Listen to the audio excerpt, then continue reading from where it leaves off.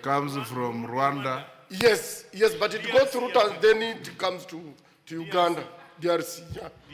Yeah. So, Mr. Speaker, and all fish is bred in Kenya because Kenya is where we have the biggest swamps where fish are bred. But, Mr. Speaker, when we go to the lake to fish, the Ugandans and Tanzanians harass Kenyans, extort Kenyans, beat Kenyans, jail Kenyans, and the Ministry of Foreign Affairs is silent. Mr. Speaker, what action is the minister going to take to negotiate with these countries? Because Lake Victoria is a shared resource for all of us, and we contribute a lot to Lake Victoria by providing fish and the waters. And Mr. Speaker, could also the minister activate communication department in his office so that when there is a problem in Kenya, a Kenyan is caught in another country, like what happened to the Kenyans who are caught in Uganda, so that Kenyans are updated on what is happening, than them keeping quiet. We know they are busy, but they should have communication department to appraise Kenyans all the time, the way they were doing it during COVID, Mr. Speaker. Can you respond to those? And then we'll go to the next question. Thank you, Mr. Speaker. First of all, let me take up the issue of the common market charter and the protocols. These protocols do exist and they are in force. Sometimes they may not be adhered to properly, but they are in force, and that is why we have regular conversations within the context of the East African community to also take stock and improve on how the East African community can run and how the protocols can be fully adhered to.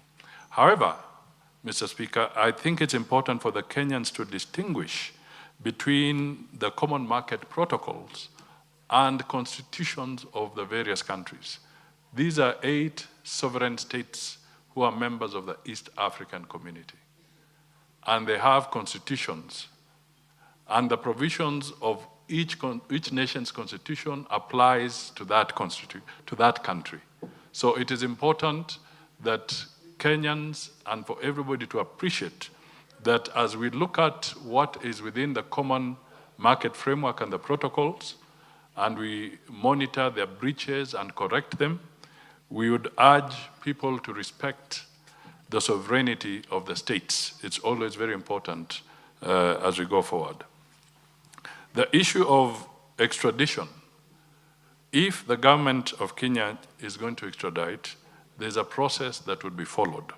And I want to assure the Kenyans, that the House, that we have not had recently many or massive cases of extradition. If there was a record, we would be able to share that with you. So unless there's a very specific case that one would want to bring up, then we would talk about that. The most recent case that I can give you is that within the context of dealing with some of the illegal processes of recruiting and suspecting Kenyans to the Russian front, the government of Kenya did extradite somebody of Russian descent who was involved in what was illegal in our view. And not too long ago, even in Athi River, the authorities have busted a ring which had 21 Kenyans who had been locked up in a place, and they were being prepared to be taken to the front line. The authorities and the security agencies were able to intercept this potential danger of 21 Kenyans going to the front line. So we are working closely with all agencies to ensure that this menace is dealt with. Mr. Speaker, there is the issue that came up of what is our policy on the Middle East. I just want to say that This House did pass sessional paper number 1 of 2025 on foreign policy. And one of the things that came out very clearly in that sessional paper is that Kenya stands for a two-state solution on the matter of Palestine. And this House endorsed that position, and it was in that sessional paper. So from that perspective, that is the position of Kenya, and Parliament did endorse that position. So we have not negated that position whatsoever. The other thing that I want to highlight is something to do with the civil aviation, and I would recommend, Mr. Speaker, that a special question can be developed around the Kenya civil aviation issue about the plane that had passengers that were then moved to another country. The civil aviation of Kenya had proper record, proper sight of that aircraft, and I want to reassure that Kenya does not get involved in any human trafficking. I think there are misleading reports that need to be corrected, and a proper question focusing on that would enable the relevant ministry to respond specifically to it. Mr. Speaker, I want to also point out that the issue of how we exploit our maritime resources and the fishing issues, I can only urge that the government of Kenya has established a department and a ministry that focuses on this area. And from time to time, they will be seized, and I think we have a competent minister there in the name of Joho, who will focus on, in detail, on what they are doing to ensure that we have fair and unfettered exploitation of our maritime resources. Mr. Speaker, I think on the quick supplementary questions, I believe I have touched on all of them. Shimba, Karole, I want to give you, Shimba will be the last one. I want to go to the next question. Thank you, Mr. Speaker. Shimba. Mr. Speaker, the Prime Cabinet Secretary replied to a question by Honorable Tandaza, and this is in regards to the taxes being levied by Tanzania. I believe, Mr. Speaker, we are all guided by the East African Community Common Charter. Ask a question. The question is, why is one country behaving differently from the other countries in the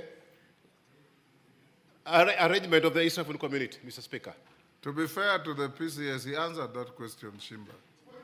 Yeah, but of course, Mr. Speaker.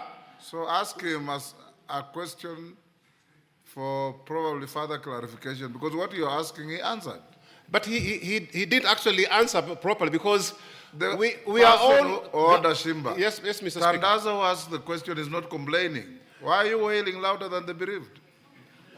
But Mr. Speaker, we are guided by the East African Community rules and portfolios. So ask him the question. Why is one country allowed to go outside the agreed protocols, of course, of the other countries? The second one, Mr. Speaker, is about this help desk. How active is this help desk? Because right now I've received complaints about workers who are in Saudi Arabia, and they were demanding for their rights, and they have been incarcerated for almost 2 weeks now, Mr. Speaker. How active is this desk? Are the members of the public aware about this desk internally and even perhaps externally? And finally, if, Mr. Speaker, you may allow. You are a joyrider. One question. Yeah, if you may allow, that's what I'm saying, Mr. Speaker. Okay, finish up. I was in Ethiopia recently, Mr. Speaker. I found in that airport almost all the airplanes belong to Ethiopian Airlines. Today in Kenya, Mombasa has only 4 flights in a day, Mr. Speaker. Is the Ministry of Transport really working? But of course, I'm asking about, because he's the Chief Cabinet Secretary, he's also aware about the predicament that we are suffering as users of the airspace. Mr. Speaker, I want you to indulge the Prime Cabinet Secretary at least to assist us in this predicament we have. Thank you, Mr. Speaker. Karoli Wangela, you're out of order. Because Order. PCS did not answer my question. He did. He avoided. Karoli, Honorable Wanjala, don't beat me up. Karoli, you should help Wangela to listen. Yeah, thank you, Honorable Speaker. Could the Prime Cabinet Secretary inform the House what steps the government has taken to address the recent claims by Uganda that they want to take the Indian Ocean, overrun Kenya and take the Indian Ocean, given their history of military adventurism in South Sudan, in DRC, in Rwanda, in Somalia, and in Burundi, and other parts of the region? And could he also assure the members of parliament of their safety, since in about 2 weeks we will be in Uganda for the interparliamentary sports? Thank you. Mudavadi.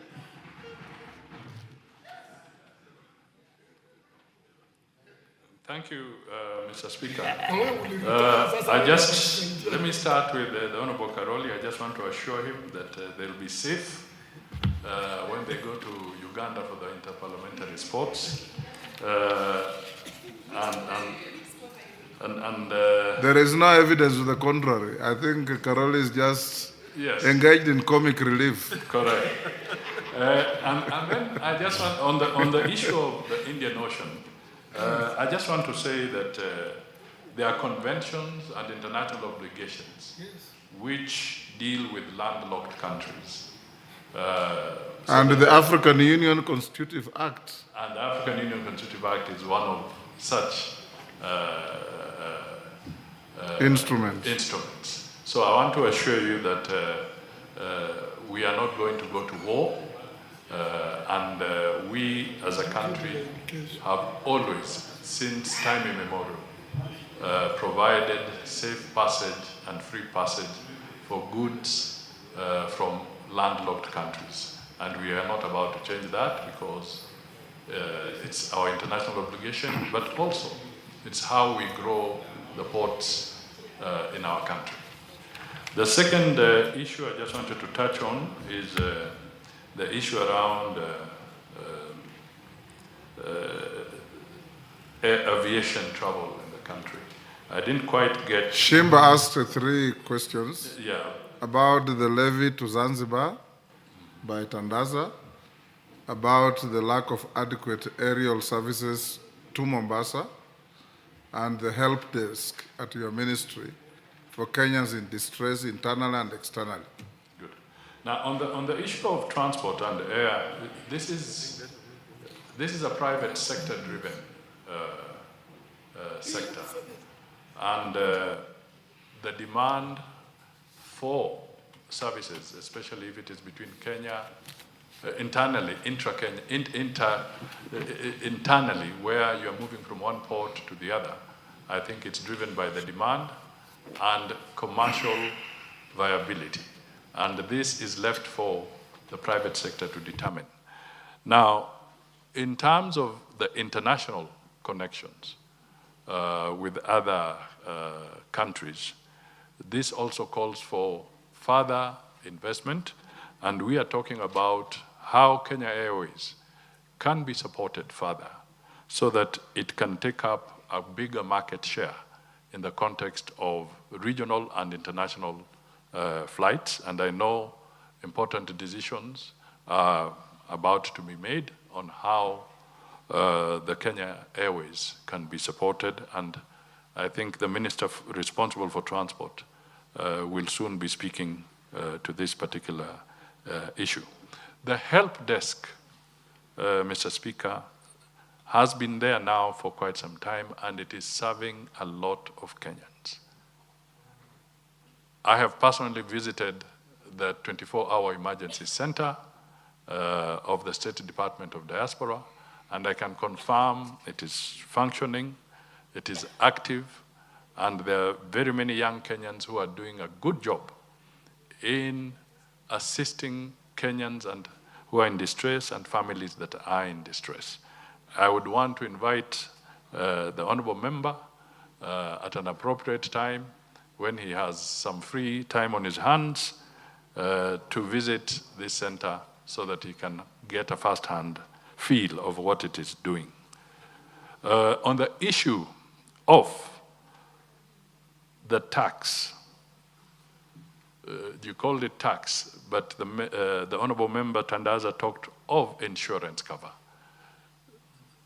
We are very clear that if there are any breaches, we have mechanisms of negotiating within the framework of the East African community, where a country has introduced something that is raising concerns with member states for it to be addressed. And it's within that framework that we shall address issues like the ones we raised. But I did indicate that Kenya also has been thinking about how to support its health infrastructure, because so many visitors do come, and then unfortunately some of them may fall sick, and it behoves on us to treat them as a nation.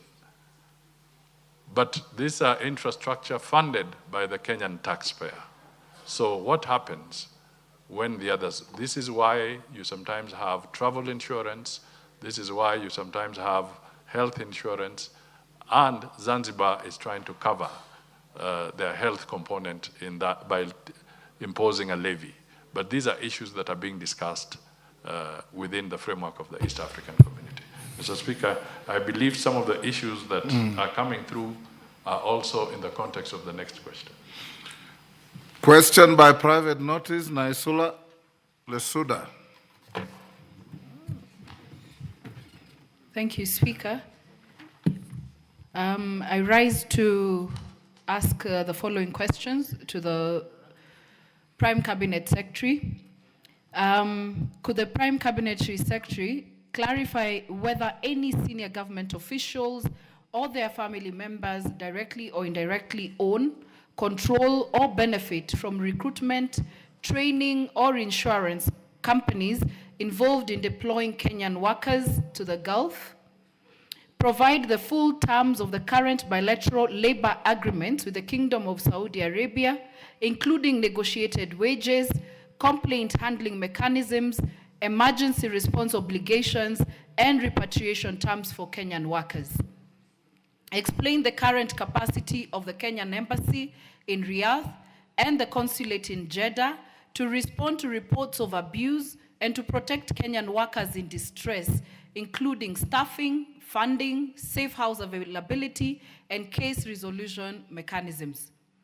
Explain the criteria and specific oversight mechanisms applied in vetting agencies before they are granted recruitment licenses, and further explain the number of recruitment agency licenses that have been revoked in the last 5 years. Provide the number of workers that have been repatriated due to abuse, medical emergencies, or labor violations, and the specific legal, psychosocial, or financial support that has been provided. Lastly, Mr. Speaker, could the Prime Cabinet Secretary explain why the minimum wages of Kenyan domestic workers in the Gulf countries has not been renegotiated in line with regional benchmarks such as the Philippines and Sri Lanka? I thank you, Mr. Speaker. Prime Cabinet. Thank you, Mr. Speaker. I beg to respond as follows. First, Kenyans migrating abroad must have travel insurance cover, and I wish to state that no single insurance company has a monopoly covering Kenyans seeking jobs in the Gulf or any other country. Individuals and Kenyan private recruitment agencies are at liberty to choose their preferred insurance companies. As to whether there is details of family members directly involved or own or control, Mr. Speaker, I would want to say that we have a list of 594 recruitment agencies, and it would take quite a bit of time to go through that detail.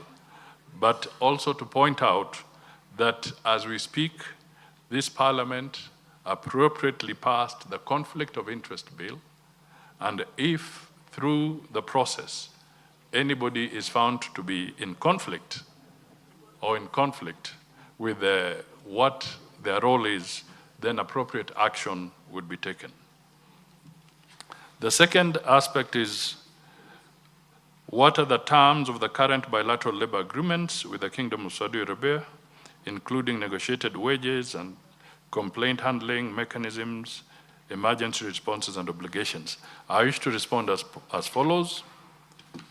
Kenya is at an advanced stage of negotiating with the Kingdom of Saudi Arabia for a new comprehensive agreement that will cover skilled and semi-skilled workers with significantly improved wages and conditions.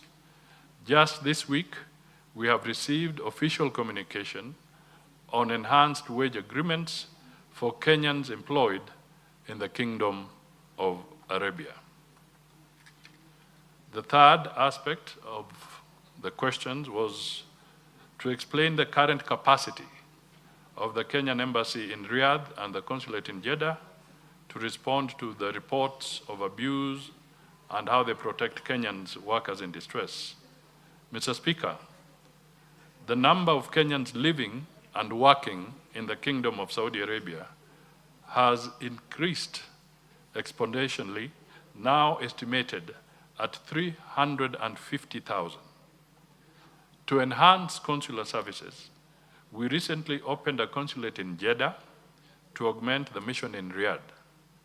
We will also be seeking more budgetary support to expand the capacity of our mission to serve Kenyans better. The government will be seeking funding for the establishment of a safe house for Kenyans in distress. The fourth aspect of the question was to explain the criteria and oversight mechanisms applied in vetting agencies before they are granted recruitment licenses, and further explain the number of recruitment agencies that have had their licenses revoked in the last 5 years. Mr. Speaker, a multi-agency committee comprising of the Department of Labor, Interior, Foreign Affairs, the Attorney General, the National Police, National Intelligence Service, and Director of Criminal Investigations, DCI, was set up. This committee vets all applications by recruitment agencies in line with Section 54A to 60 of the Labor Institutions Act of 2007 and the Private Employment Agencies Regulations of 2016. The criteria includes financial capability of a capital base of Kenya shillings 5 million, office space and facilities, educational qualifications of the directors and managers, degree for the manager and Form 4 certificate for directors. Others are individuals with others are to make sure that the individuals have no criminal record. They must at least be one Kenyan director. Foreigners must be in possession of a work permit. Mr. Speaker, there are currently 594 recruitment agencies with valid licenses. The government has to date deregistered over 600 other agencies on various grounds of malpractice. The fifth aspect of the question was to provide the number of workers that have been repatriated due to abuse and other challenges. Mr. Speaker, the number of distress cases handled from the Middle East from 2023 to date are 3,452. Finally, the member wanted us to explain why the minimum wages of Kenyan domestic workers in the Gulf countries has not been renegotiated in line with regional benchmarks such as the Philippines and Sri Lanka. The bilateral labor agreement for domestic workers was signed in 2018 and it came into operation in 2019. In addition, a meeting held in February 2019 between the representatives of the Saudi manpower companies and Kenyan recruitment agencies agreed on a minimum salary of 850 Saudi riyals, that is about 30,000 Kenya shillings. However, from 1st October 2025, Saudi Arabia officially launched phase 3 of its wage protection system for domestic workers. Under this phase, all employers who hire 2 or more domestic workers are now required to transfer salaries through official digital channels via the MUSAND platform. This step reflects the Kingdom's strong commitment to safeguarding workers' rights and ensuring timely, transparent, and secure salary payments. By January 2026, the system will become mandatory for all domestic workers in Saudi Arabia, regardless of the number of employees. The WPS system for domestic workers is the first system of its kind globally to cover this category of workers. And this represents a landmark reform from the Kingdom of Saudi Arabia so that it strengthens protection, promotes fair treatment, and enhances trust between employers, workers, and recruitment officers. This initiative will support our shared goals of ensuring the dignity, security, and welfare of domestic workers while further reinforcing our collaboration. Lastly, Mr. Speaker, let me just reaffirm that our citizens are not merely migrating for work. They are being actively recruited worldwide because of their skills, resilience, and work ethic. The government celebrates this global recognition and will spare no effort in building robust systems, including bilateral agreements, real-time embassy interventions, verified recruitment, and enforceable protections, so that every Kenyan who steps out to earn abroad does so with the full backing and shield of the government. Naisula. Thank you, Speaker, and thank you, Prime Cabinet Secretary, for your response. I just have 2 follow-up questions. Is it a coincidence that Saudi Arabia is where we get all, or Middle East, is where we get most of the complaints about Kenyans being mistreated there, and not other parts of the country? Because I'm sure there are other Kenyans who are going to work in other parts of the world, Mr. Speaker. I would also like to say that it is important that we get the full terms of the current bilateral labor agreement, because that is what I asked for. Even if you're working on the new one, it is important that we get to see it, because it will put, and I think, Mr. Speaker, just a statement that I would like to make, once these things are settled once and for all, it will avoid a lot of misinformation out there, Mr. Speaker. And so it is important for the Prime Cabinet Secretary to just come outrightly on some of these matters so that it can put to rest once and for all, because I'm sure this is not the first time that we've had this question in this House. Shakil first. Kisumu Town East. Thank you, Mr. Speaker. I'm also the chairman of APNAC, the African Parliamentarians Against Corruption, and in the next meetings we are talking about the problems of migrant workers as one of these issues. The question that I have, I'd like a confirmation from the Chief, from Honorable Mudavadi. whether, for the foreign minister, whether in his knowledge, has these, the Gulf countries and Saudi Arabia now banished that system that they used to sell. I don't know what it was called. They used to sell their workers because these workers were under contract, and then they would literally sell them like a slave trade. And they were not allowed to do anything else, and they had no say in the matter. I was told those regulations were being revised. Can you confirm to me whether he's aware that they have now been changed, and actually that very defective and horrendous system has now been abolished? Thank you. Tandaza. Asante, Mheshimiwa Spika. Swali langu katika wale ambao umeorodhesha 594, nina hakika kuna Zawadi Abroad na kuna kampuni nyingine inaitwa Think North. Hawa walikuwa Kwale, kwangu Matuga, wakaweza kusajili vijana 61 miezi 4 iliyopita. Kisha wizara kupitia zile special funds za maalum za Uwezo Fund wakapeana pesa, wao wakachukua na pasipoti zao, miezi 4 imeisha na mpaka sasa hawajapata habari zozote.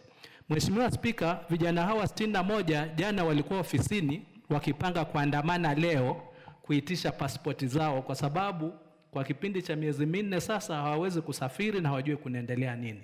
Nikawaahidi kwamba najua leo waziri atafika na pengine wataweza kupata afueni, na ndio maana alizungumza Kiswahili kwa sababu na imani wananisikiliza. Kampuni hizi mbili, kuna hatua gani ambazo wizara itaweza kuwachukulia za dharura ili waregeshe pesa pamoja na pasipoti, kwa sababu ni kama waliwatapeli hawa vijana? Asante Mheshimiwa Spika. Oundo.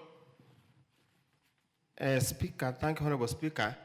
I just want to request the Prime Cabinet Secretary to clarify some two damaging articles that appeared in the New York Times in the course of this week. One reads, New York Times reveals Kenyans officials profiting from workers' abuse in Saudi Arabia, and they named the insurance companies and have got the details are extensive. Allow me not to quote because I'm not an author of the article. Secondly, there's also a similar article that is, Kenya's key export used to be coffee, now it's cheap labor. Very demeaning statements. I just want to, the Prime Cabinet Secretary and also the Minister of Foreign Affairs to clarify the veracity or the intensity or if there's any factual details about these two statements. Thank you. Waziri. Thank you, Mr. Speaker. Let me start with the issues raised by Honorable Oundo. First of all, I want to state that as a government, we take great exception to the articles that were purveyed by the New York Times, and of course repeated or just reproduced by one of the local dailies. We want to state clearly that Kenya is a responsible member of the international community, and we do not engage in any human trafficking, neither does the president of this country or his government engage in any slave trading. It is indeed unfortunate and irresponsible that those are the kind of communication that we see. It is unfortunate that that kind of sensationalism was brought out. And I think we should all treat that with the condemnation that it deserves. And clearly there are some defamatory issues that are raised in these articles. And that will be a matter for a different aspect. Now, let me come to the specific issues that I raised. First of all, the data we have is so clear, and labor, as they say, coffee and labor, comparing to coffee and labor, I think that is mischievous, because the earnings of coffee, tea, and others are known, the statistics are there, and the earnings are very high and they are growing. So for the New York Times to actually stoop so low and purvey a falsehood that migrant workers on their own is not factual, and it's wrong. The second thing that I would want to point out now is that the issue that's raised by the Honorable Shakil, as part of the reforms within the Kingdom of Saudi Arabia, is that they have removed away from the kafala system. I think that's what you are looking for.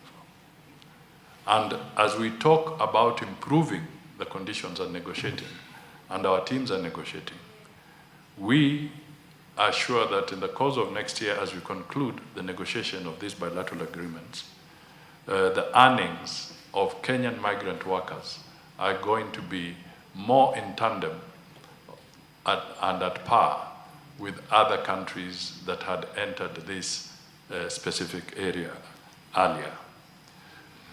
The other thing that I would want to point out, Mr. Speaker, is that Kenyan migrant workers are not the only migrant workers in the Kingdom of Saudi Arabia. When you talk of countries like Sri Lanka, Philippines, India, Pakistan, you have even more migrant workers in those countries. Some of them have them in their millions. So Kenya is a very small component when compared to some of these countries. And therefore, the perpetuation of a narrative that it's only Kenya that is in distress, I think is not the case. But we focus on Kenyans, and we are going to work to improve the arrangements for Kenyans through bilateral agreements, not just in Saudi Arabia, but in all Gulf countries and even in other countries. The youth that were from Matuga, I'll request that we get a little more detail from the Honorable Member so that these two companies can be put on immediate spotlight by the Ministry and the Department of Diaspora Affairs, and if there are any criminal activities, also by the agencies that deal with the criminal aspects, because we want clean and fair play for young Kenyans who are seeking opportunities abroad. Mr. Speaker, as to the labor agreement, I have no problem, Mr. Speaker, through your office. We can avail copies of the bilateral labor agreement so that they can... You can forward to my office. It will be circulated to the members. Thank you. Okay. We'll end there, honorable members, so that we go to the next business. Prime Cabinet Secretary, I think our engagement with you can end here. You are released to go back to your office and carry on with other duties. And please convey to your cabinet colleagues to take this house seriously. And we will sanction those who don't honor our invitations. So instructed, Mr. Speaker. Thank you. Thank you.